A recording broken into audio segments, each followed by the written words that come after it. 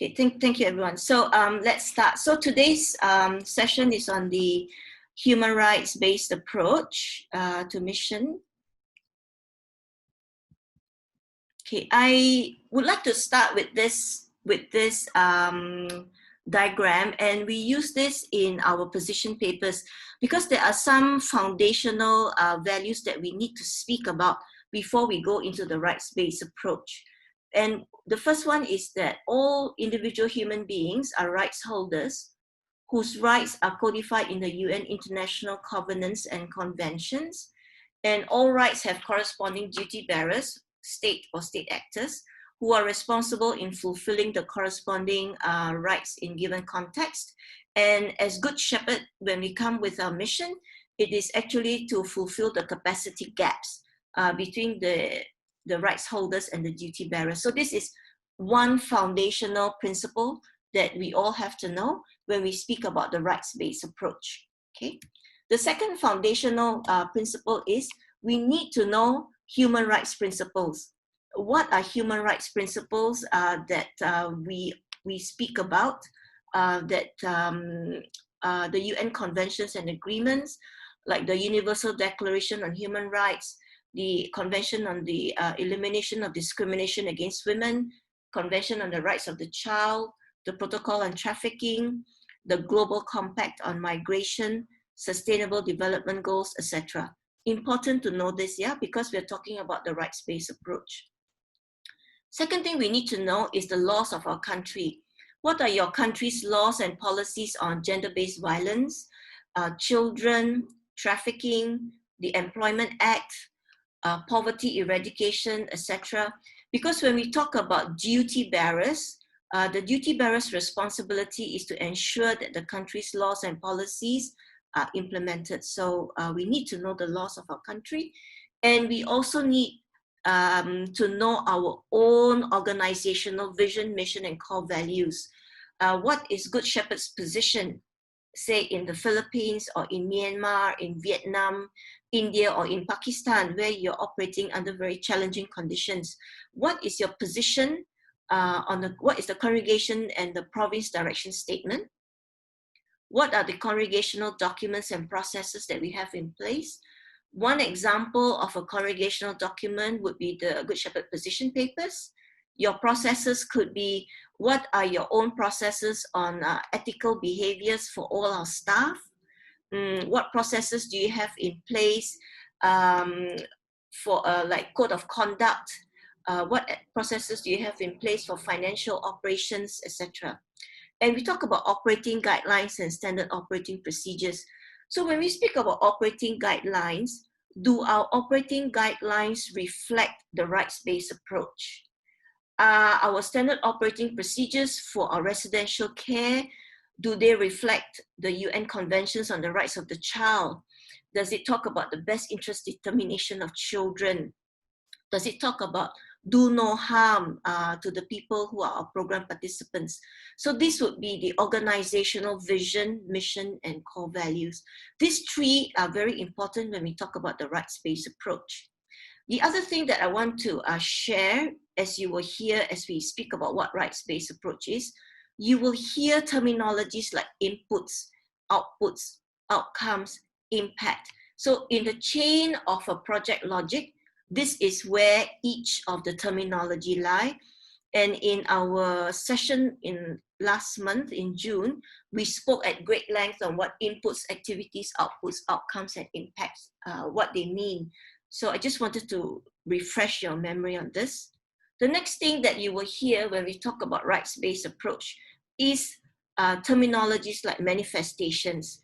What is the core problem you're addressing? What are the root causes? So I just flesh out the problem tree here for you to refresh your minds and to refresh the terminologies that will be used. So based on that, let's start with what is a rights-based approach.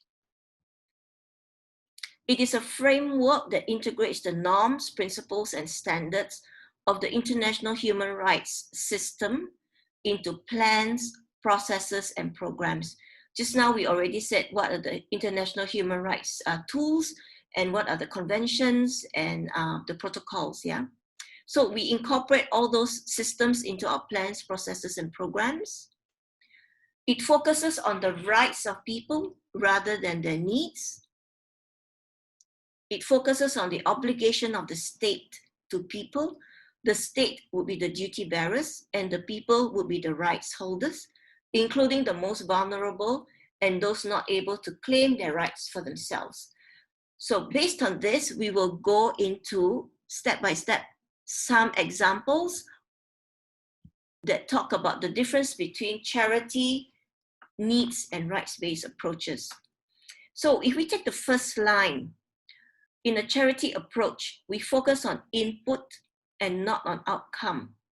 In a needs approach, we focus on input and outcome. And in a rights-based approach, we focus on process and outcome. Now, if you remember the program logic and the theory of change, when we say the charity approach, what are inputs? Inputs would be money, would be human resource, would be anything that you put into the program. So in a charity approach, if we say the child does not have education, or the person is hungry, example, the COVID-19 pandemic crisis, when we talk about a charity approach, it means that when we see a person is not having food, we will give the food. So that is the input. We don't go further into examining the needs, and we don't go further into examining what are the root causes as to why that person doesn't have food. If we talk about a needs-based approach here, it focuses on input and outcome. What does this mean? If I take all three roles at the same time, yeah, maybe that's a better way of explaining this. If we take the charity approach, it focuses on input, not on outcome. It emphasizes on charity. It recognizes the moral responsibility of the rich towards the poor. This was very evident during the COVID-19 pandemic. Yeah, we had quite a lot of funds that were expanded out so that we could meet the immediate needs of people who were experiencing the pandemic in a very vulnerable way. Yeah. So needs approach means it focuses on the input and the outcome, emphasizes on meeting the needs. It recognizes needs as valid claims. So what do we mean when we say all these three? Just as an example, let's talk about maybe a healthcare system. If a person comes to us and says that they're experiencing a medical concern, so if we are an NGO that works on, our intervention is on medical needs, we see this person is not well, our input would be the medical intervention. And the outcome would be the well-being of this person. That means this person recovers from the intervention. So we emphasize on meeting the needs of the person, which at that point in time would be a medical need. And we recognize that that medical need is a valid claim from that program participant who came to us. Now, when we do a needs-based approach, we do not ask ourselves, what is the root cause of this person experiencing this medical problem? In the same way, if we have another scenario, assuming if a person comes to us and the person is experiencing gender-based violence, and we run a shelter for gender-based violence, yeah? So when a person comes to us with signs of violence, it could be that this person is physically bruised. She could have emotional trauma, yeah? And so when she comes to us, our input would be the shelter, the services that we give, and the intervention. And the outcome that we hope to see would be a person who, after receiving our input and after receiving our interventions, will be able to leave the residential program with other choices and with other options as to what she can do. So what we have done in this scenario is we met the needs of the program participant, we saw what she needed, and we recognized that her needs are valid claims. And so our input was to address her need, and we focused on the outcome when she finishes her stay within the residential program. But if we talk about a rights-based approach, if you look at the rights-based approach, the focus is on process and outcome. It's not focused on input, it's on process. And it emphasizes on realizing rights. It recognizes individual and group rights as claims towards duty bearers. So let me take the scenario of a person experiencing gender-based violence again, right? This woman comes to us. She's experiencing gender-based violence. She has just left her family and she has come for a safe refuge. So when she comes in, if we are using the rights-based approach, we will realize that whatever she is experiencing is a symptom, a manifestation of a deeper root cause. And the deeper root cause could be a patriarchal society. It could be the duty bearers are not coming to her aid, assuming she's going to make a police report, and the duty bearers say, the police say, this is a domestic affair, please go back to your husband and resolve it within the family. It could be that this woman is coming to us because one of the root causes is she has no education, she is poor, and therefore she's not able to have other options except to go into a safe refuge for the time being. So when she comes to us, if our approach is rights-based, we will look at the woman and say, this is a woman who has got other needs other than what we are seeing in front of us. Besides the bruises that she has, besides the emotional trauma that she's experiencing, she is a woman with rights. She's a woman who has rights to be defended by the country. She's a woman who has rights to be, for her case to be taken up by the police. She is a woman who has rights to claim protection under the country's laws and regulations. So when we recognize this, we talk about the processes then that will be available to her. Okay, and in our intervention, we will look at processes rather than what we can offer. Sometimes when we look at the processes, we don't have the skills to do certain interventions that are necessary, and therefore we will need to network with other agencies and other NGOs. So in a charity approach, the victims, the individuals are seen as victims. The individuals deserve assistance. It focuses on the manifestations of the problems. What does this mean, manifestations? If you remember the problem tree that I showed you just now, manifestations are where the branches are, where the leaves are. That means it is what we see. So if a woman comes to us and she has experienced gender-based violence, the manifestation that we see would be the bruises that she's showing on her body. It could also be the emotional trauma that she is experiencing. And we see her as a victim. So in our language, in the language that we use, we say this is a victim of violence. And if she doesn't have a place to stay, if she's got medical needs, we will focus on that. And that's when our intervention stops. If we talk about a needs-based approach, individuals are objects of development interventions. Individuals deserve assistance, and we focus on the immediate cause of the problem.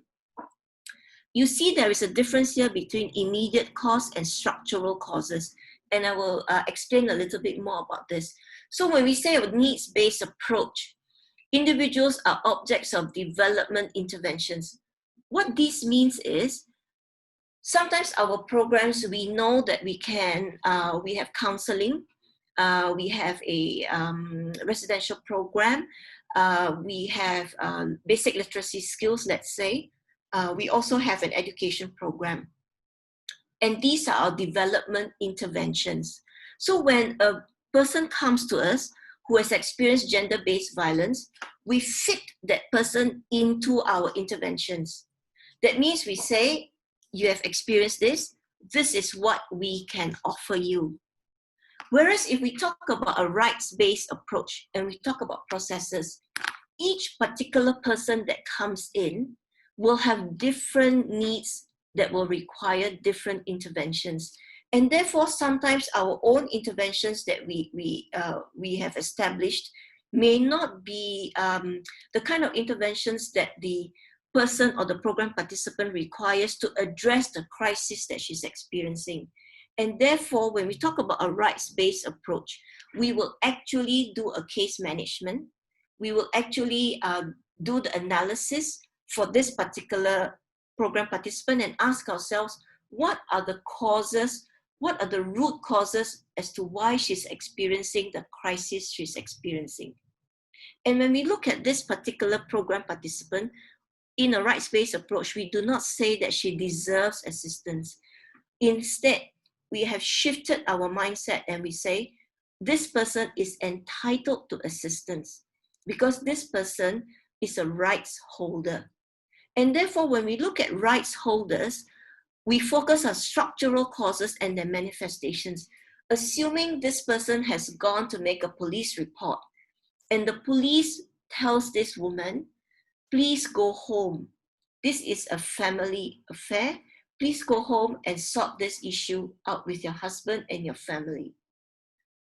In a needs-based approach, we will look at the immediate cause, which would be, one of the immediate causes would be, this person does not have a safe space to go to. She has come to us. This person and her husband have experienced conflict in their relationship. So we will do counseling for that conflict to be resolved. This is a needs-based approach. But when you look at a rights-based approach, you will go further and say there are laws in the country that talk about domestic violence, that talk about gender-based violence. So when we look at the structural cause in this case, a structural cause would be the laws are there, but they are not implemented. Another structural cause could be, this is such a patriarchal society that the policeman, when he or policewoman sometimes, when they are confronted with a case that speaks of domestic violence, instantly the cultural background, the hierarchical system, the patriarchal system kicks in, and this police or this policeman or policewoman shifts the attention back to the woman and says that please go back and resolve this issue within the family. Whereas a deeper root cause is present, which is a whole systemic root cause that looks at women as having secondary rights, that looks at women as saying that, you know, if it's a domestic violence affair, this is just an example, that it should be resolved within the family system. And the laws in the country, the structural causes, the patriarchal system, the hierarchical system is not recognized as a structure that must be changed to address violence against women. Okay, I'm going to stop at this part. You've seen this circle of care between the individual, the attitudes, behaviors, and all that, to the interpersonal, which is the family relationships within the patriarchal culture, the role of women, alcohol and drug abuse, poverty, employment or unemployment. These are all effects. It could be one part of the root cause that affects the individual. Then we see the neighborhood and the community, neighborhood environment, the culture of violence. In some societies, the culture of violence is very prevalent.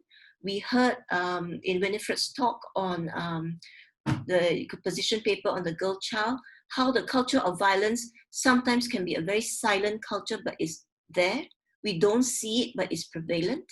Access to services, quality of housing, drug use, medical facilities sometimes are not available to women.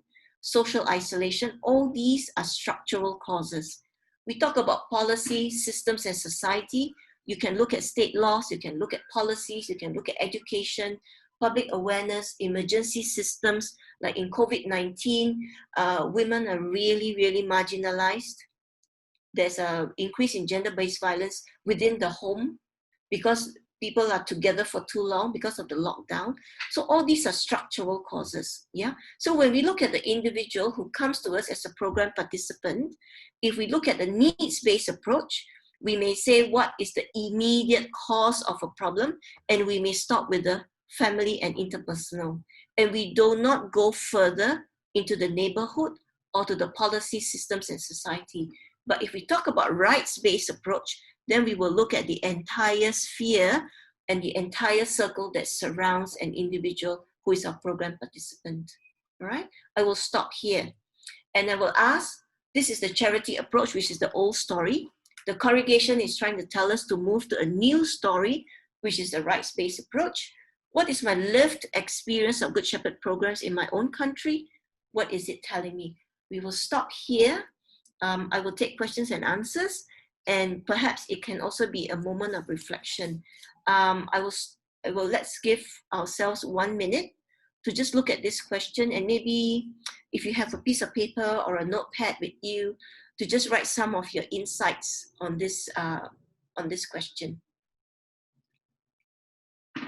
What is my lived experience of Good Shepherd programs in my country, and what is it telling me?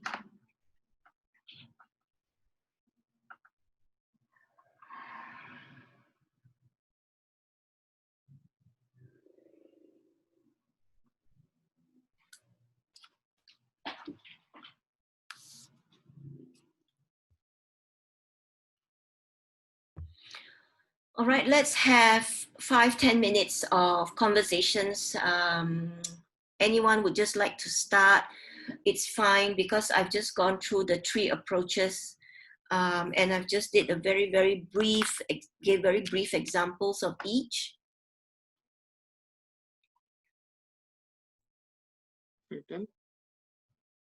Yes, Benedict.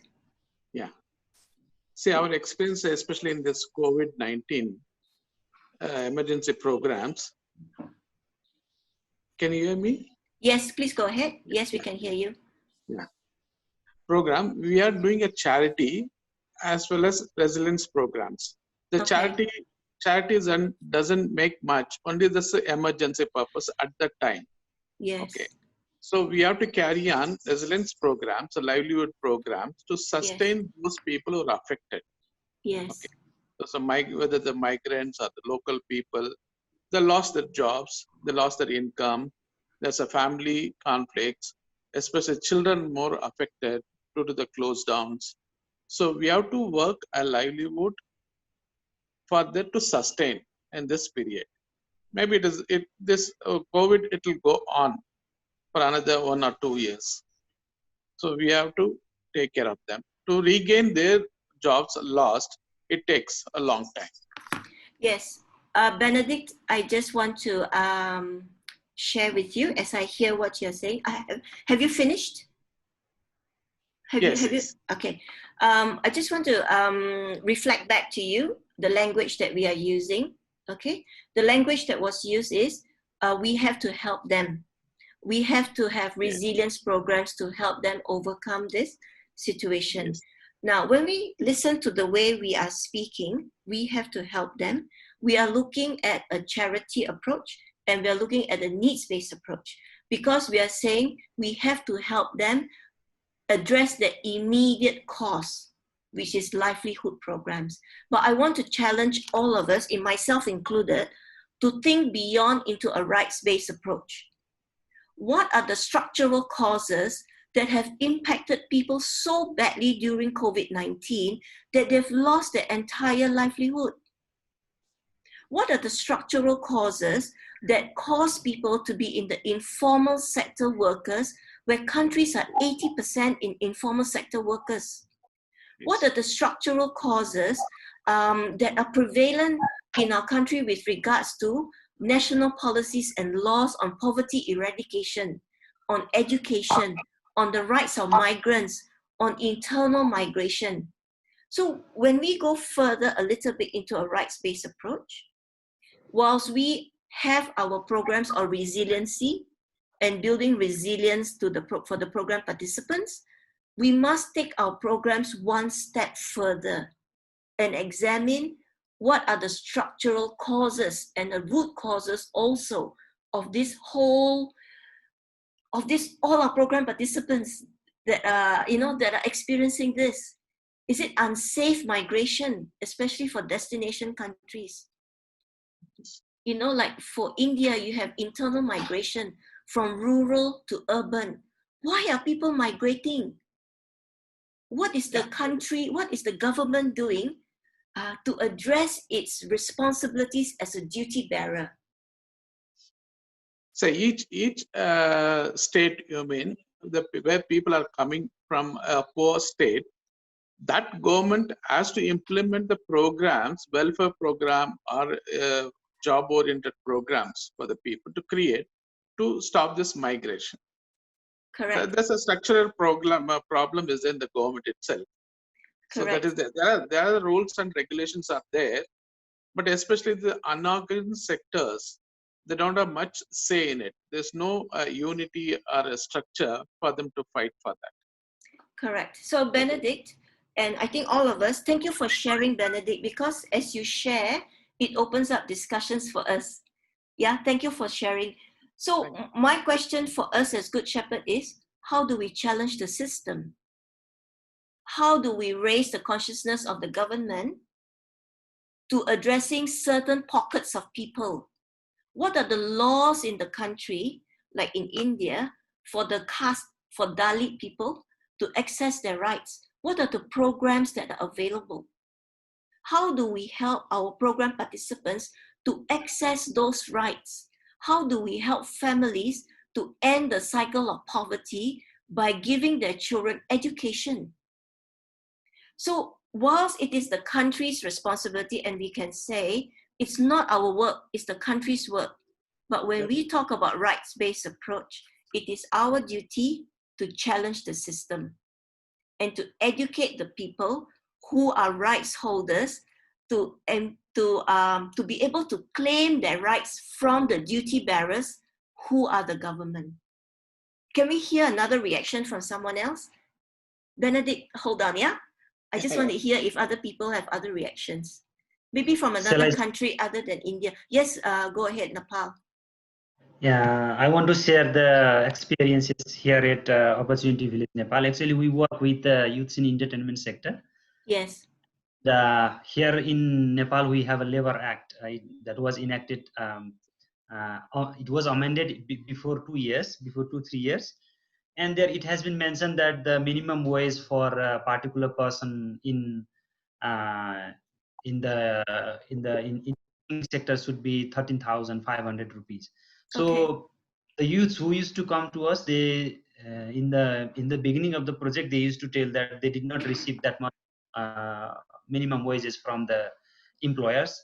So what we did is we informed them about the provisions that is mentioned in the Labor Act, and in the meetings that we do with the hotel associations and entertainment sector associations, we told them that it is the policy of the government that if you give employment to the youths in your restaurant or in your hotels or in your dance bar, then you have to give a minimum wages that has been specified by the government. And in the recent days, what we have observed is that most of youths, they have got the minimum wages from their employers, and even if they did not get, then they have started claiming for it, mentioning that it is the rule of the government that the employer should give the minimum wages. So I think it on this basis we can say that we have been going on a right-based approach. I think it's an example that could be shared in this forum. So I congratulate Nepal for having moved to this level of their programs. But many of us in this meeting at the moment are still shifting and are still wrapping our heads around what are the laws of the country, what are the UN conventions, how do we address this?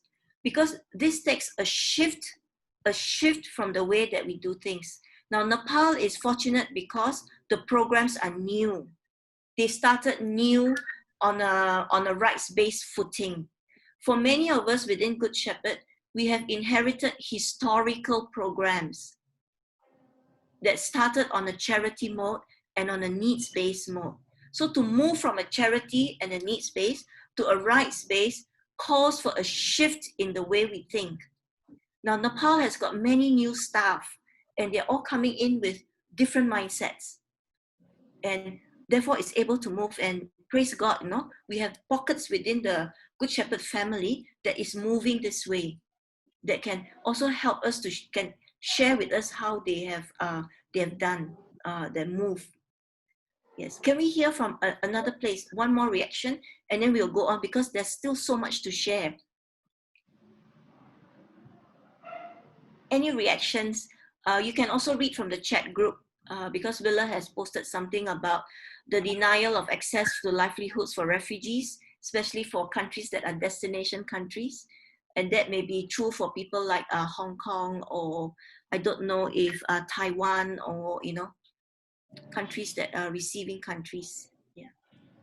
And Thailand, you know, Thailand has got a very high population of refugees as well.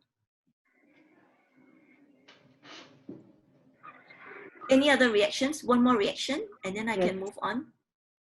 Can you hear me? Yes. Good.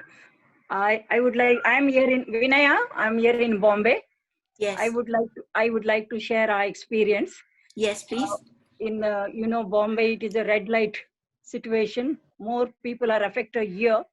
In the beginning, we started to network. Since we have a place, we offered the place for the different donors to store the food grains. So our place was full of food grains, and we started to contact. We are working directly with the migrants. We contact as many as possible to come over and to collect the food grains in the beginning. And we enrolled their names so that we know how many people are really affected, because some of the owners, the domestic workers where they are working in the buildings, they kept them because they're full-time workers. Where part-time workers, they were really thrown out and don't know what to do. There is no work and all difficulties. So in the beginning we did that, and we started to network with so many other people, and other places also we were able to reach out in the beginning as a charity approach. But health care we gave, food grains we offered, in that way, many ways. Now we are doing the follow of how they are sustaining, how they are going on. And that approach we are taking, and we see that they really settled. Many of the migrants also, they went back to their native places. That also we did the follow-up, and we saw that they really safely they reach, because many people from the film industry, many other people came forward to reach these people, and they reached. And after once they reached, they contacted us and said, sisters, we are safe. That itself gave us that there is a bonding is there with the migrants and with the sisters. So we also have one program called Charlie's program. So people who were not able to get these food grains, we continually helped in the beginning for these families, so that they are sustainable, they can go on, they can carry on. In that way we helped, and that is a good rapport with the people and the sisters. Yes. So thank you, Vinaya. I can see where you're coming from. Yes. And for most of our Good Shepherd programs, we always start with addressing the manifestations. And in this case, the manifestation is hunger. Yeah. And so the food grain. So we start on a charity approach. And in the rights-based approach, we also address manifestations. That means we also address hunger, medical needs, etc. Only thing is that in a rights-based approach, we do not stop there. We move further and we ask ourselves, what are the needs of these people? And then we ask ourselves further, what are the structural causes? And what are the rights of these people as rights holders? And what are the country's obligations to these people? So it is moving from one continuum of intervention and migrating to the next and moving up to the next. So now with your experience in Mumbai, I would encourage you to share with other places your programs in India. Because as MDO, Mission Development Office in Nagpur, what happens is you draw the stories of the migrants. And all these stories come together, and in the central office, you plan your programs. And you ask yourself, if this is the manifestations that we are seeing from all the different parts of India where people are internal migrants, what is the core problem they're experiencing and what we are seeing? What are the root causes? And so if we are now formulating a program and intervention to address migration in India, it could be a program that is between Southwest India, Central East India, it doesn't matter. It could be two provinces coming together. Now, what are the interventions that you will use in a rights-based approach. How will you Yes. do the analysis? I will go to that now. Okay. Yeah. I will go to that now. All right. So let's Yes. move. Okay. Can you see my slide? Okay. Yes, Are you all yes. okay? Yep. Okay. Okay. The focus of rights-based programs. So I just ask you to mute your mics if you're not speaking at the moment, and I will have a stop later after each part. Okay. So the focus of rights-based programs. The focus is on the most vulnerable groups. Okay, the most vulnerable groups in our society that Good Shepherd wants to address. And I'm always very mindful that we are Good Shepherd, you know, and Good Shepherd, normally we must find ourselves where the most marginalized people are, not where we are most comfortable doing our work. We must be challenged to go to where people don't have options, to increase their empowerment and their inclusion into society, and for the most vulnerable people to result in better respect for, protection of, and fulfillment of their human rights. So the focus of a rights-based program is also to address root causes, not immediate causes, yeah? Root causes. Root causes means we go deeper, including policy and legislative changes, as well as changes in norms, values, and beliefs. This is where the hierarchical system comes in. This is where culture comes in. And many people have said that culture cannot be changed, but actually culture can be changed. We have looked at how culture has evolved over time, how new cultures have emerged, how new societies have emerged, how new forms of being together have emerged, and relate to human rights law and incorporate human rights principles. So when we look at root causes, we are looking at policy, legislative norms, values, incorporating human rights principles and human rights laws. The next part about the focus is rights holders and duty bearers. I've already shared that just now. Engage rights holders in promoting empowerment and inclusion. So we engage the girl child, who's a rights holder, in promoting the girl child's voice in society and the rights of the girl child in society. We engage the rights holders themselves.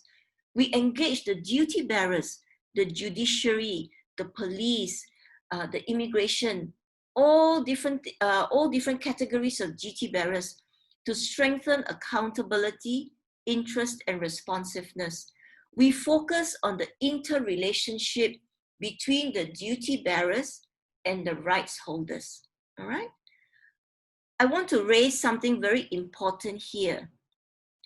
For those of us who run residential programs, it is very important that we recognize the role of power and power differential between the program participants and Good Shepherd. When a person comes to us and the person is experiencing trauma, is experiencing crisis, and has no other options but to come to Good Shepherd for assistance, in that scenario, Good Shepherd takes on the role of a duty bearer. Just remember that now, because of the power differential. At that point in time, we must be very aware of the power that we have as an organization and the power that the program participant does not have in her situation of vulnerability. If we are looking at a charity approach, or if our approach is a charity-based approach or a needs-based approach, when that woman comes to us, the first expression that comes into our psyche, or the first expression that comes to our mind is, oh, so poor thing. This person really deserves our assistance. We must catch ourselves, yeah?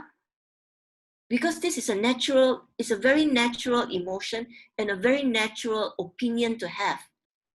But if that woman comes to us and we say, This woman has every right to medical treatment, has every right to the restoration of her dignity, has every right to be empowered, has every right to know what her rights are as a woman in this country. We have shifted the way we look at the woman from a point of she deserves assistance to a language that she is entitled to assistance. And the entitlement means we as Good Shepherd have the duty to restore her dignity and to work with her in this restoration, not to give not to force our interventions onto her, but to ask ourselves, what is the situation she's experiencing? How do we work with her? How do we journey with her? How do we restore in her this dignity and self-confidence so that she herself is empowered and she herself works on her own inclusion back into society? How do we journey with her as an equal, not in a situation of power differential? How do we awaken in this particular program participant the power that is within her? And at that point in time, my friends, we have the responsibility, we are duty bearers at that time because of the power differential in our relationship. So it is very important when we are running residential centers and when we are working with people in crisis to realize the relationship and the interrelationship that we have with them, and how do we graduate them from the situation of vulnerability to a position of having power themselves, of realizing their own power as rights holders. Yeah, and this is where empowerment comes in. And our program should operate with clear and transparent standards and objectives, and there should be mechanisms for complaints and redress. If our program, sometimes this happens, especially when we are dealing or when we are working with people who are really, really experiencing trauma, and we ourselves as duty bearers do not have the skills nor the capacity to journey with a particular program participant who needs more than what we can offer, or we have 20 girls or 30 program participants in a shelter environment and we only have 2 staff. And when times are really, really stressful and the staff have no options, or maybe they're working very late and they are not able to manage their tiredness, they're not able to manage the stress that they themselves experience, the vicarious trauma that they themselves experience, and they verbally abuse a program participant.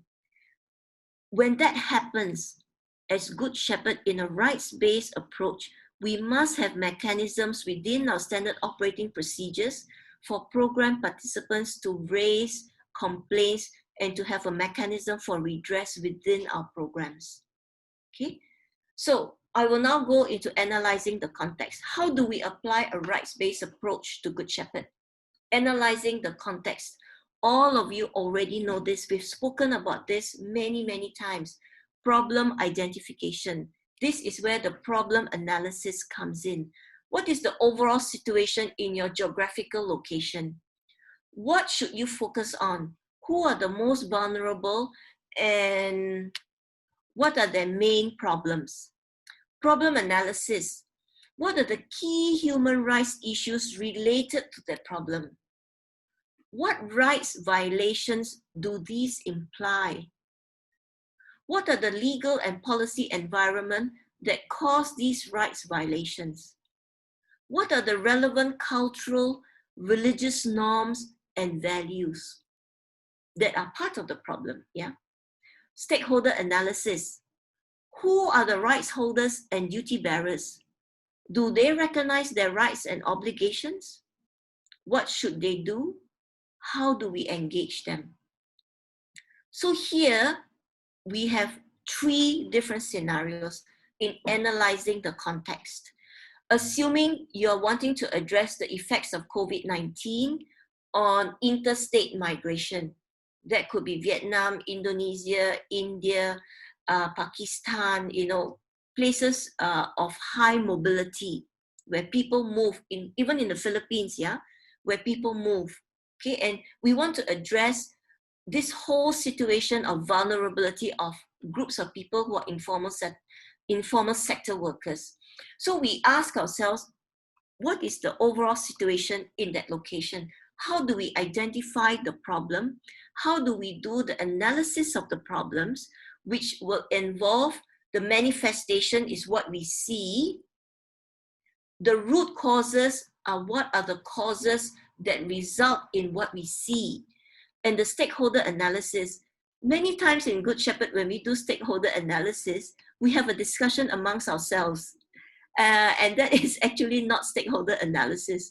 Stakeholder analysis means that we actually talk to the people who are the program participants. We talk to the people who are affected by the issue. That means we actually do interviews. We go to the grassroots, we have a set of questions, we analyze the questions, and we ask the people what are their responses. And then we come back, and sometimes we even do problem tree analysis with the program participants. And you will find many, many things surfacing that we as Good Shepherd have no idea that they are experiencing. And this is where we look at what are the structural causes and their manifestations. Okay, you will have all these slides, yeah? So your analysis should provide you with the focus of your program, that is the core problem, the rights issues to be addressed, the structural and root causes, and your main target groups.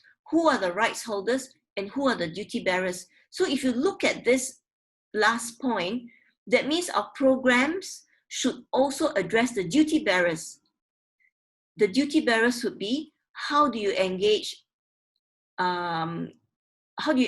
the duty bearers in your country? Who are the policy makers? How do you engage other NGOs to change laws in the country or to make sure that laws are implemented? How do you work with certain departments that actually look at legislation, that look at policies, yeah? So we're going to stop here and just look at these bits that we've been looking at, analyzing the context, and ask ourselves, as Good Shepherd from the different countries that we come from, what issues or challenges are we confronted with? Not the issues and challenges that are out there in society, yeah? The issues and challenges that confront us as Good Shepherd, that stop us from moving into a rights-based approach. All right? And why do these challenges exist? What are the issues and challenges that we are confronted with that prevents us from moving into a rights-based approach? And why do these challenges exist?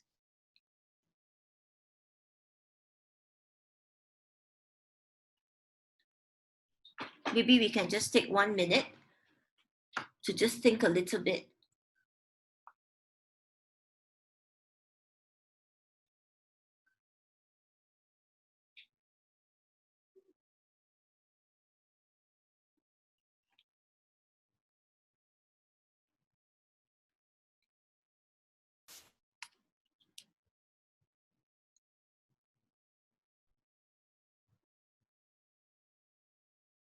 As with the session just now, the Q&A just now, if anyone has a reaction or wants to share an insight as to what is preventing your program, your unit, or your sector, or even one small program that you have from moving to a rights-based approach, please feel free to say your name and to share your insight. We'd love to hear from you.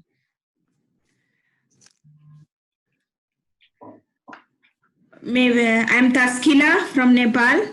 I just want to share is like being a religious more than 25 years, I feel like we have shelter for home, a home for children or for women. Means the attitude, because we were in charity base, the attitude within us is like they need, so we are giving the children who are there. Like, no, first the things should start from me, my attitude change. from if I change my attitude, no, these children are here, yes, but it is their right to have education or food or what is their basic need. That is their right. When we look at in that way, we automatically go into a right-based approach, where many a times we think they deserve because they are with us or we need to give. No, so sometimes when we have that attitude or mental idea, we also tend to treat the children in a different way. So that's my experience, which I have grown, but still it's need to grow. So it becomes then an right-based approach. I want to thank Taskila for raising this. And I want to add on to what Taskila has just shared. When we shift our mindset from a charity or a needs-based to a rights-based approach, it does not mean that we do not practice Good Shepherd values of compassion, of respect, of reconciliation, of integrity. All the Good Shepherd values come in, even more now than before, because we are looking at the person and the person's entitlements. So when we have this shift in our thinking, all the more we have to practice Good Shepherd values, especially the value of inclusion. Because when we include the children, even the women or communities that we work with, in making decisions and assisting them to, empowering them to know their rights and how to make good decisions, we actually help them to stand on their own. So that the dependency on the program and the dependency on Good Shepherd is slowly minimized, because we are empowering them as rights holders. And therefore, we can move to another location to do the same program. Because if we are effective in our outreach and our preventive modules, the whole community that we reach out to will be able to sustain themselves. And we need not set up a convent or a location in that place to stay there to work with the people. Instead, we can have a temporary structure, 3 years, 5 years, and when it's done, we move to another location. You see, so thank you, Taskila, for raising that. And it's very, very difficult to move, because our whole system is a system of addressing needs. Many NGOs are addressing needs, and we ourselves address each other's needs.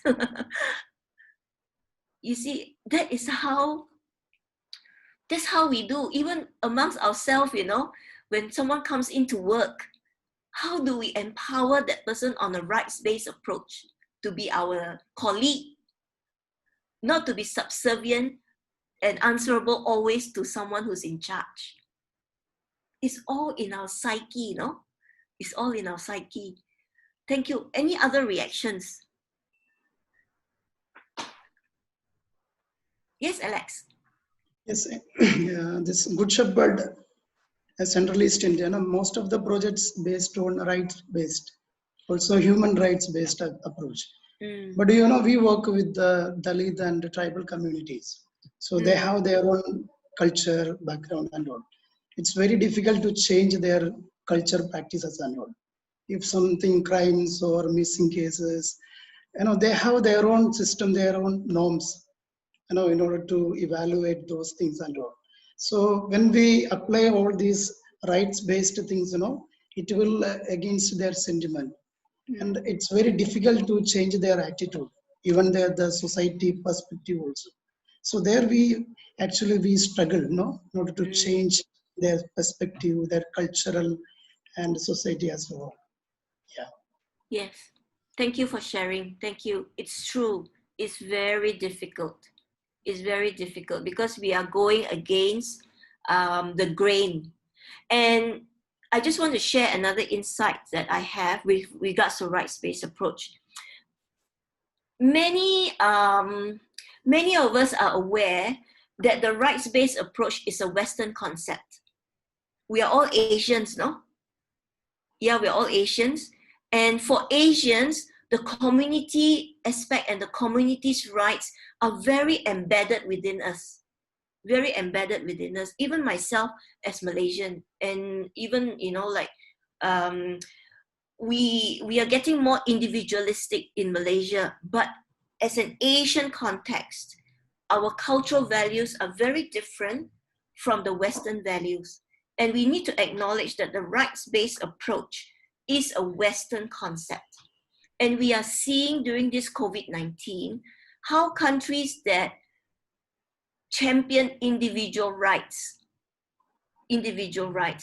are actually having difficulty in controlling COVID-19. Because I don't want to wear a mask. It is my right not to wear a mask. And so my responsibility to the community is diminished because of individual human rights. So as change makers, all of us who are change makers in society, we really must understand the cultural norms, and we must understand the culture within which we work. How do we navigate within this culture to see whether the duty bearers are responsible to the rights holders? Whilst you navigate between the tribal laws and the Dalit cultural laws, the country itself has got norms and laws. Am I right? That protect the marginalized and vulnerable groups. How do we navigate around that and slowly influence the people that we are working with to respect community rights, as well as to advance the rights holders, the entitlement within the country? It's a challenge. I see people nodding. I see all of you thinking, you know, because truly, human rights is a Western concept. And sometimes I struggle with it. Then I need to ask myself, if I have a right as an individual, what is my responsibility to the community where I'm in also? Any other reaction? It's so interesting, no? But I don't hear many people speak. Teresa, I want to say something. Yes, Rebecca. When you see power referential, I think that's also our difficulty, because of, we need to have our self-care. I think that is very important. If we do not become an integrated person, and we have problems in the community or everywhere, then when we go to the children or residential program or TVV center, then we all throw everything through to them, because we feel we are powerful and we can do anything with them. So that's really dangerous, and that's also preventing us to really implement the right-based approach. Yes, thank you so much, Rebecca. Yeah. Exactly. Yes, I hope we will be able to stay till the end, because I have got one slide on that, Rebecca. I've got one slide on that as what you are saying. How in a rights-based approach, the individual comes first and the change maker comes first, which is us. And so what Rebecca was saying is that if we don't have right relationships in our communities, in the places where we work, when we go to the residential center where the power differential is so high, we displace all our anger and frustration on the program participants. And we put them in their place, and we give them rules and laws and all that kind of stuff, because we ourselves are not integrated. Thank you so much, Rebecca. Thank you. That's very real, very real. Anyone else? One last person, and then we'll move on to the next section. Yes, Judith, yes. Very difficult to let go the historical program. Yes. Yes, it's very hard. So, but we are moving. Yes. So we try to have the mindset, to shift our mindset. We are on the way. But Amen. Yes. Amen. That I just want to change. Very difficult. Yes. If I were in the charismatic renewal, I would be singing and dancing and raising my hands and saying, Hallelujah, praise the Lord. That we are moving, yes. Yes. Yes, Aruna. Wish to see you saying Hallelujah, praise the Lord. Hey, I was in the charismatic renewal before, but that's another story. I just want to say also one point that is uppermost in my mind is that we are also very much influenced by the teaching of the church teaching. And you know, the suffering is the will of God. And so we don't question that the culture of silence that comes in. And you know, that's how we have been trained, or we were influenced by. But then slowly we are also trying to organize people, ask why am I like this? You know, beginning to ask questions. So that's where we have this challenges and the risks coming in. I also want to say, like, we are very complacent, like very comfortable with whatever is less challenging, less risk taking, that we are very much comfortable with in carrying out. We don't want to go one step further, because I may lose my sleep, or I may lose my, you know, my self comfort. So that comes uppermost than what is that makes me go one step further, so that somebody else is going to be comfortable having a good sleep, peaceful sleep. You know, that comes. So slowly, I think we are also getting into that complacency. So that also I want to say. Thank you. Thank you, Aruna. Thank you. I just want to share that many donor agencies today will rock you out of your complacency, because donor agency today will ask you, what's the core problem? What is the root cause? What is the theory of change? What is the outcome? What is the impact? So you cannot be complacent anymore, because every paisa that you get, every, you know, a euro that is given has to be accounted for. You know, and gone are the days where people give money from good intentions. Yeah, so I want to thank, you know, Rebecca, Aruna, Jinjit for coming forward and saying, and Taskila, no? Because if we look at ourselves, what is the root cause within ourselves, then we will be able to say what are the things that we need to address for the rights-based approach to emerge. Because the root causes are within ourselves. And if we don't move, other NGOs are moving. Okay? The money that is available out in the world is limited. And if we are not able to address the way donor agencies are looking at things today, and to shift as the congregation wants us to, instead of helping just one woman in crisis, when you do a systemic evaluation, you're actually helping a whole society move. And how do we do that? Yeah, so I will move to the next one. Is it okay? Oh, it's already 5:20. All right, let us move. If any of you need to leave, please leave. Yeah, I'm sorry, because it will take a bit more time. Okay, so the next one is designing the program. Just now we had analyzing the program, no? Now it's designing. So the objectives for the program should focus on both duty bearers and rights holders, okay? Both duty bearers and rights holders. Promote their awareness, capacity, interrelations. Focus on synergies within sectors, macro and micro. It means that when you address the root causes and when you look at the manifestations, surely there will be different sectors that, you know, like the family, like the society, like the country. How do you address issues with the program participant, as well as whatever the program participant is experiencing? Where is the other mirror image?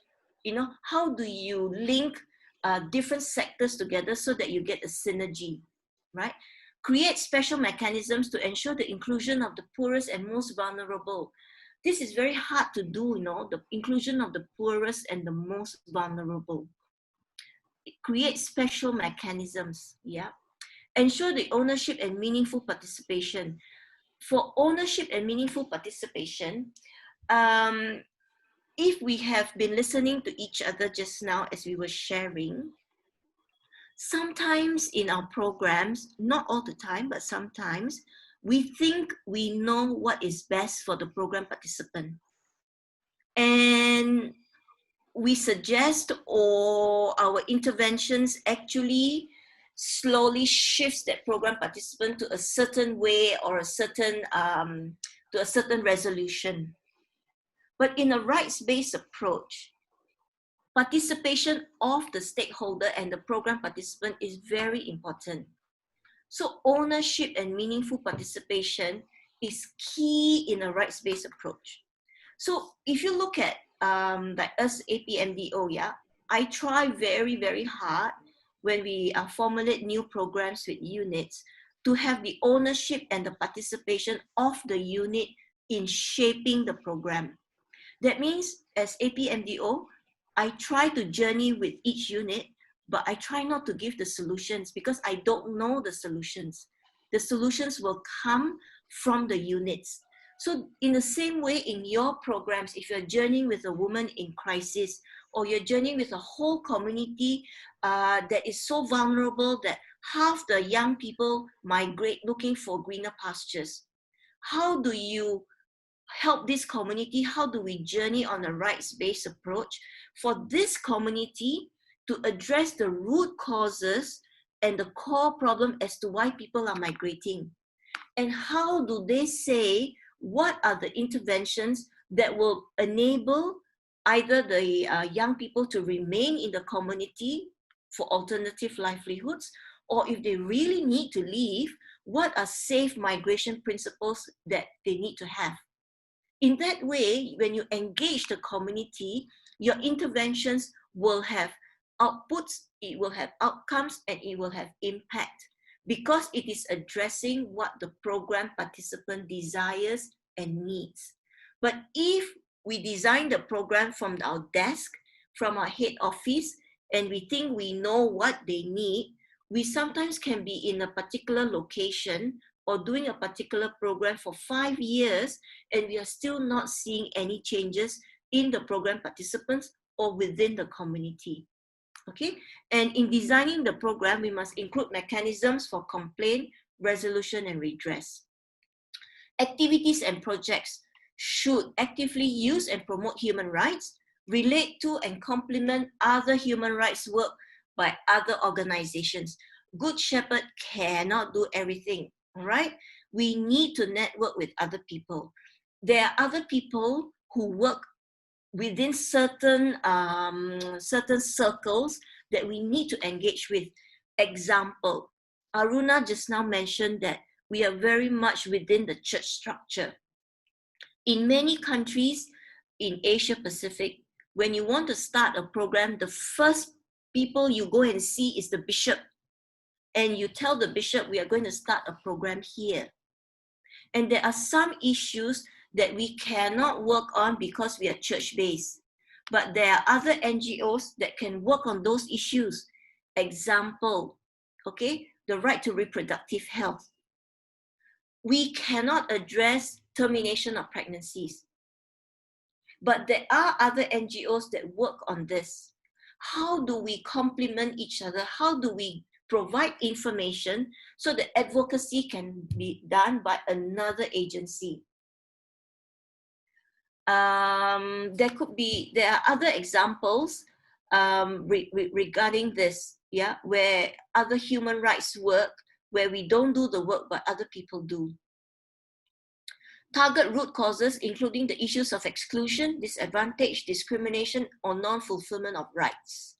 Root causes, yeah, not immediate manifestations, but root causes. Have an explicit gender dimension.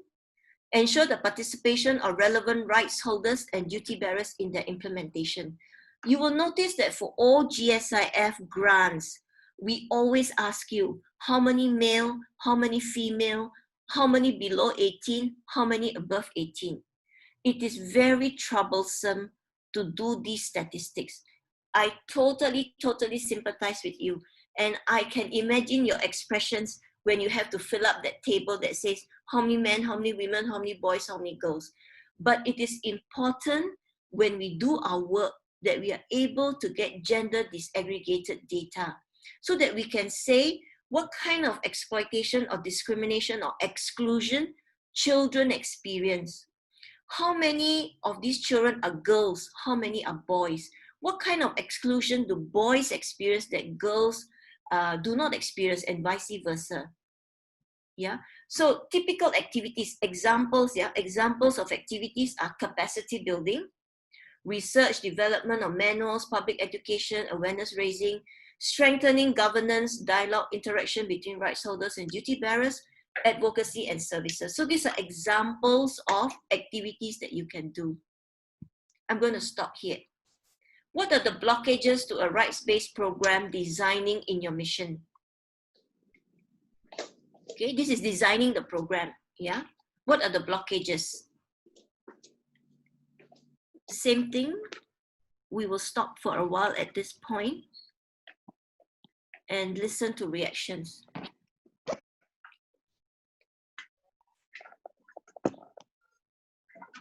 I just draw your attention to the chat box, from Willa. Yeah, what was we said about the rights and responsibilities of individuals. Now, in the Convention on the Rights of the Child, yeah, I just encourage you to, when you teach the children their rights, you must teach the children their responsibilities, because the two come together. We cannot have rights without responsibilities.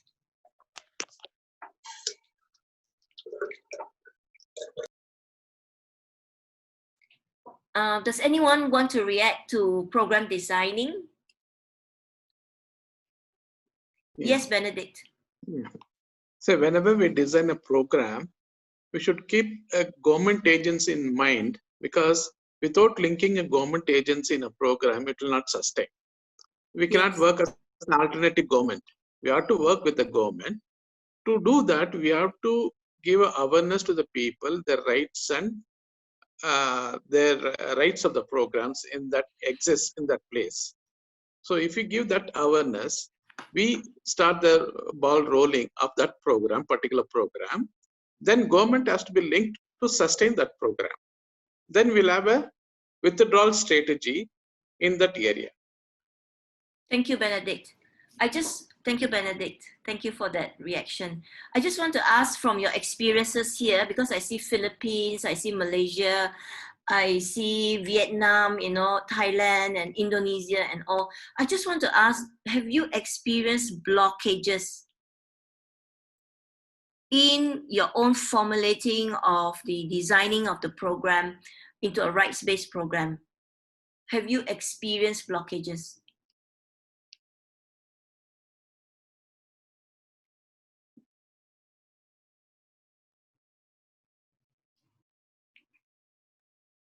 Willow, would you like to share by speaking? Because some people are not reading the writing.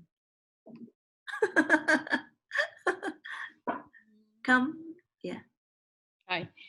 You know, when we are most times when we are doing the designing of the program, it entails speaking to the potential program participants.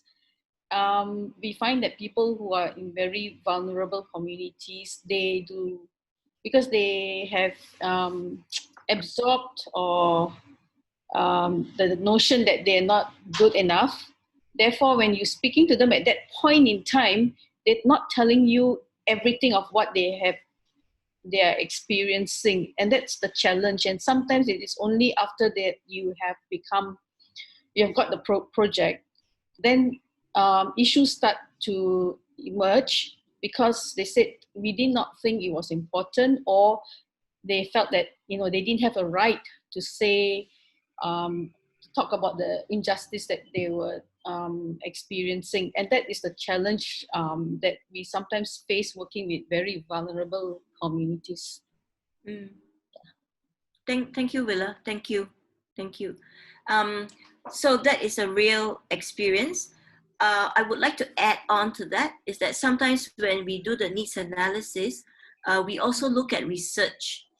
We also look at data from research, that are done by universities, that are done by organizations. And normally this research that's done is a little bit more comprehensive because it will give you other scenarios that may not come from the program participants. Yeah, so it's also good when we do an analysis of a situation to try to cull together and bring together intelligence from other sources. Thank you, Willa. I fully appreciate what you said because we've experienced it many times. Yeah. Sometimes sometimes we also don't understand a certain culture, no? When we go in and we think that how we are thinking is the same as how the program participants think. Then when we get in, we realize, oh no, for them the culture is so different, and the activities that we have planned are no longer relevant. So what do we do? But the outcomes that we want are the same. So how do we go back to donor agency and say, in our analysis, we had thought it was like this, but now after working with the community for 6 months, we realized that the initial analysis had gaps. And now we need to change our program activities, but the outcomes that we want are the same. We may not have the same output because now we have to take a different path to reach that outcome. And donor agencies appreciate this because they know then you're constantly monitoring and you're constantly evaluating your project. And most of the time when we go back and we share like this to them, they will say, please go ahead, you can redirect the funds. Because the outcome is the same. Yeah. Yes, please, Peter, was it? Peter? Yes. Yeah. What I want to share is, we are sometime as a faith-based organization grappling with a conflict. The expectations of people and the government of faith-based organization is service, charity, not activism and challenging. So the moment we get into that, we are branded. So that is the biggest roadblock we are facing. And people also expect that we do service and charity, not, promote them into rights-based and activism. And so it's a very big issue that, we have to deal with. We ourselves feel, as a faith-based organization, should we get as conflict or not? Yes. There are three aspects which we have to really ponder over. Yes. Peter, what you're just sharing was a discussion that we had, today is what day, Wednesday, a discussion we had last week with another unit that was very much working within the church system, yeah? And we realized that actually the Catholic Church, whilst it is very hierarchical, it also has a whole set of documents on the Catholic social teachings. Okay, yeah. And the Catholic social teachings are very rights-based. They are very rights-based. It's that see, judge, and act. And if you look at see, it's really the analysis. And then when you look at judge, you judge according to the laws of the country, you judge according to what is available, you judge according to the social scenario, the political, economic, and social scenario of that group of people that you're working with. You tell the church, we see, we judge, now we are going to act. And we act. Yes, and you use church documents. There are lots and lots of church documents that you can use. Don't use UN conventions because they are not receptive to that. But if we use what did the Pope say, whose feet did the Pope wash first? You know that kind of thing, those imagery, those documents, you see Pope Francis and Obama walking together in the TIP report, I think it was 2018 or something when he was still president. You use things like this, the visual image. He also brought together all the religious groups and they signed a declaration together with Amma, the hugging, that lady, from India who hugs everyone. She's in that video as well. And all the the world leaders of faith, world leaders. So we must be as wise as who? As serpents. Yes, the serpents, and as innocent as doves. You see, we must always go back to the person of Jesus. Jesus was, Jesus the good shepherd. Don't be caught up by the rituals of the church. Go back to what Jesus would do. He overturned tables. He challenged the Pharisees. He challenged the scribes. He healed the woman who was bleeding. And the first person that argued with Jesus and won was the woman who the scraps fell from the table. So we must go back to the root of our faith. And use that, be as wise as serpents and as innocent as doves. And what about the foxes? I forgot already. What did the foxes do? Work around the system, because you say Mary Euphrasia herself was always working around the system. She wasn't one that was caught up by the system. So if we truly have the zeal of St. Mary Euphrasia, we would find ways and means to work around the system. Shall I continue? Yes. Okay, one last bit, okay? Sorry, it's getting late. Okay, next one. Implementation, monitoring, and evaluation. So we did analysis, we did designing the program. Now we are doing implementation, monitoring, and evaluation. Implementation. Ensure the focus remains on the vulnerable and that they are participating and benefit from the project. Work in networks and use platforms. One of the things about human rights defenders is that one of the ways to be safe as a human rights defender is not to work alone, but to work in a group and work in a coalition. Network is very important. You will find people coming to and wanting to network with you as well, because wanting to network with us because we have a very good reputation in society, okay? Includes rights holders and duty bearers as active agents in the implementation of the project and ensure their ownership and capacity.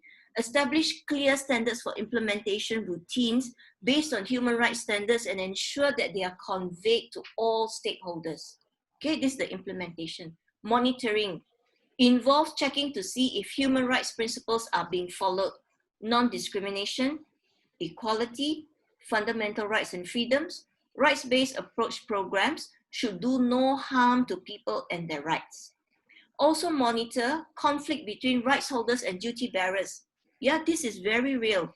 The conflict between government, between the church, between program participants, etc., etc. Monitoring should be regular and ideally include feedback and complaints from stakeholders. This is the third time we are seeing the word feedback and complaints, In the first one was in our programs. In the second one is for program participants to give feedback and complaints. And the third one is in the monitoring indicators. Evaluation. This involves measuring the improvements of the human rights situation of the rights holders we work with. What are the changes in people's lives that the project and programs have contributed to? You see, we always ask each other, what is the theory of change that you're going to see in the lives of the program participants? If you cannot see the theory of change in the lives of the program participants, why are you spending thousands and thousands of dollars or whatever on the program? What rights are being better fulfilled? What rights are no longer being violated? These two questions are very important. What rights are being better fulfilled? So if assuming we are working on the issue of human trafficking in the country as a receiving country, let's say, and we have a lot of migrants that come into work and they are exploited for labor, they're exploited for sex, etc., etc.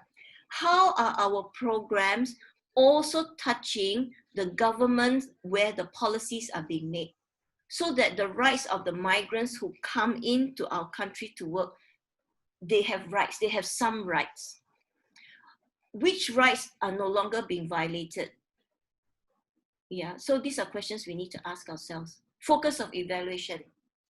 So when we do our programs, we need to ask ourselves these questions, yeah? And so when we do our evaluation, we ask, what are the changes in policies and practices? Are duty bearers more accountable for the fulfillment, protection, and respect of the rights of the target groups? Are policies developed and implemented? Do the attitudes of duty bearers take into account the best interests and the rights of the target groups? Changes in participation. Can the target group, assuming they are the girl child, claim their rights, and are they supported to do so? Do spaces and opportunities exist which allow participation? Changes in equal treatment and non-discrimination. Do policies, programs, and community services reach the most vulnerable groups? Changes in civil society's capacity to support human rights. Do networks, coalitions, or movements add value to the work of their participants? Do they mobilize greater forces for human rights change? Are processes for advocacy being strengthened? Good questions to ask ourselves when we evaluate our programs. Okay? We may not be able to answer all these questions, but at least we must ask ourselves these are changes in participation. Okay, we must ask ourselves, at least we must ask ourselves these. What are the changes in the people's lives that the project and programs have contributed to? In the very minimal, we should be able to ask ourselves this.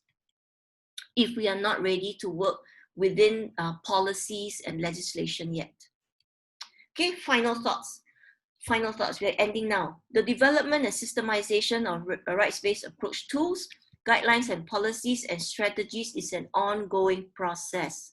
It takes years to work on this. It's an ongoing process. A rights-based approach is not a remedy. It doesn't solve everything. If the vulnerable do not experience empowerment and meaningful inclusion, a rights-based approach runs the risk of just being rhetoric and jargon. This means that we can say, oh, so nice, our Good Shepherd program.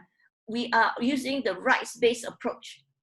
We tell everybody we're using the rights-based approach, but when we do an evaluation and we ask ourselves, has there been any changes in the lives of the program participants towards empowerment and meaningful inclusion? We are not able to say yes. Instead, we may have developed a culture of dependency of the program participant onto a Good Shepherd program. And when the Good Shepherd program withdraws from the community, the system that you have built up collapses. Okay, and that happens sometimes. It happens sometimes. So these are the references. Rebecca, this is where we come in. We have these 4 quadrants of change. Many people are familiar with this. And we have the spiral dynamics in the middle. So in the first quadrant, it's about the individual and the internal.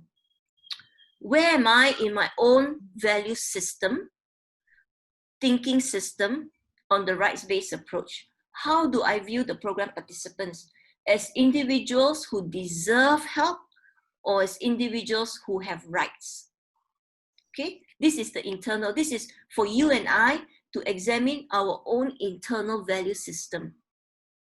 Okay, the next one, individual external. That means what people see. Yeah? We need to ask ourselves as Good Shepherd, no? What skills do I have to implement the rights-based approach? And don't be shy to say, I really don't know how to do. What kind of training do I need? What do I need to relearn? What do I need to unlearn? What do I need to let go of? What do I need to, change in my own system of thinking? Yeah, what skills do I need? Okay. The next quadrant is the collective internal. That means as community, as community, whether we are religious community or mission partner community or within the family or within the sector and unit. What are my unit, sector, organizations, vision, mission, and values? Are they aligned to the rights-based approach? What will it take for us as a community to make the mindset shift to the rights-based approach? What will it take for us to make the mindset shift to the rights-based approach? And the last quadrant is the external collective quadrant. What are the changes that need to be done to our interventions, our policies, our governance structures to enable a rights-based approach? Do we need to review our human resources and our premises? Are the right people in the right roles? Okay, before we can even look at a rights-based approach, we need to ask ourselves all these questions. Because the change happens from internal first, before our program participants can experience the change. All right, you will have the slides, yeah, for deeper reflection on your own. Now, what do you need to let go of, and what do you need to allow in? As individuals, yeah, and as collectively as a group, as a good shepherd, what do we need to let go of, and what do we need to allow in? What do you need to let go of as an individual and to allow in? And as collectively, the same question. Okay, I finish here, no more. Okay, I'm going to stop sharing. Yeah.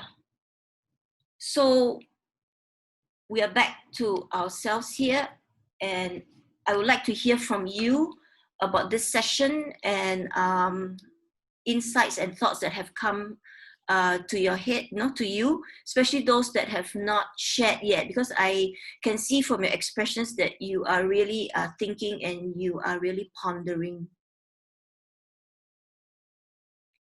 Feel free to say your name and then to share.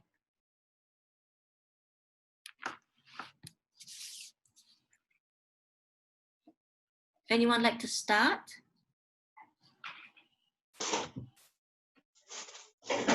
Yes, Benedict. Yeah. So this presentation is a good insight when we develop a program. So we know how to analyze systematically in the program area what's our roles and responsibilities, and especially the staff that we want to involve them, what type of the staff we should recruit to implement the program. The program getting is not, it's easy, but to implement we need a right staff to implement. And to sustain that program, we have to involve the government machineries.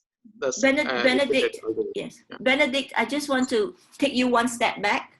Thank you for sharing, but you need to ask yourself, it's not the staff that needs to change. It's the sisters within the system and who are the leaders in the system in Southwest India that need to come together to reflect, to see what are the changes that need to happen within our thinking. It's not about the staff, because we are not project-based. Whatever we do is sustainable in the long term, And so the staff are a function of the donations that we get, the contributions, the grants that we get to employ. But the core of the agency are the people who are members. And they are people who, like us, are working within the system for a very long time. How do we move our thinking into a rights-based thinking? It's not about the outside, it's about the inside first. Am I right in how I am, right. You know, how I'm thinking, you know, I'd like to hear from the rest as well. We have to change ourselves first. Yes, we have to change ourselves first before the programs can change. If not, we will be having programs that are donor-driven and not good shepherd-driven. We don't want to have projects that are driven by donors. We want to have projects that are driven by good shepherd that fits the donor's requirements. So the first move has to be us, so that no matter what the donor requirements are, we are rights-based. Even if the donor is charity-based, it doesn't matter, because we are rights-based already. But if we shift because of donor requirements, when the donation stops, we go back to being charity. And that's what's happening to most of us. We do documentation because there is a donor agency funding. And we keep all our records and we do our advocacy. The moment the donor agency stops the funding, we go back to needs-based and charity-based. Because it is not in our system to have those processes. So what the congregation is trying to tell us is to have those processes within our system. And so when donor agencies ask for core problem, root cause, manifestations, it's all part of the way we are doing things. It is not donor driven, it is Good Shepherd driven. To say most precisely, it's people's driven, the project people's driven, where we work. Yes, and to enable us to respond to what people need as rights holders, we must ask ourselves, what is your approach? Because people have different needs, Benedict. They can have the need to just satisfy their hunger. And if you just do that need, you're charity-based. But if you are a structural cause, you look at structural causes and you say that I don't want this family to be experiencing this poverty 2 generations from now, I better advocate for the laws in the country to be implemented. Yeah, so people have different needs, and as Good Shepherd, we need to ask ourselves, where is our intervention? I'm speaking too much, no? No, sorry. Yeah. And anyone else besides Benedict? Anyone else has a reflection? But thank you, Benedict, for raising it, yeah? Yes. Yes, Lita. Unmute. Yes, it's talking. Unmute. Yeah. Yes, right. okay. I just want to share in the Philippines, our ministries. Of course, we have to admit that the sisters are product of their own time. So from the previous ways of doing the ministries, we started with the charity base, and then we moved to the, of course, we started to move to the rights-based approach. So now, like for example, in the previous assignment that I had with the indigenous peoples, so we lobby on the recognition of the government for the IP curriculum for the IP students. So that would be, we saw before we give all that they need as a donor-based, or because it was also given by a donor and it was also a charity-based. But since we saw that maybe many years after, this should also stand for their own right. So we provided them with education. And that education, we also lobby with the government that they would be recognized, that they have their own culture preservation in terms of education.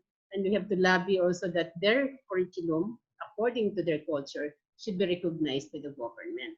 Yes. So that's how we are shifting to rights-based approach in our ministry. And I'm sure when that shift happened, it was very difficult. Yes, exactly. Very difficult for the people managing the program. Yes. Yes. Because they used to receive what we give, and they're looking for that. And we are not anymore giving. We are trying to make them participate in the program.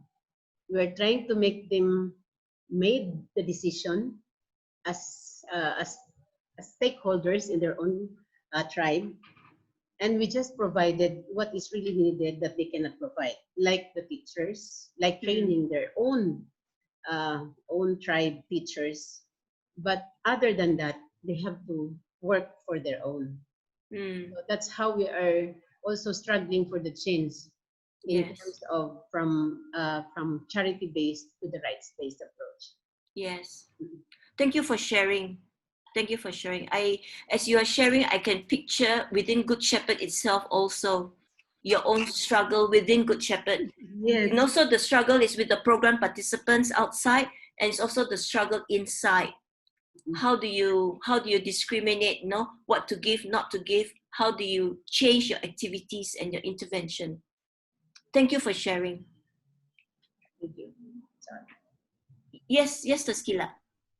Yeah, just wanted to share my experience also, like in the late 70s and 80s of sisters were fully with the right-based approach. Like in the province, I say, I have seen most of the time, even as sisters, we used to go for dharnas, rallies, to work. Even in like Andhra Pradesh, they were taking up rights of the Dalits and the SC caste issues.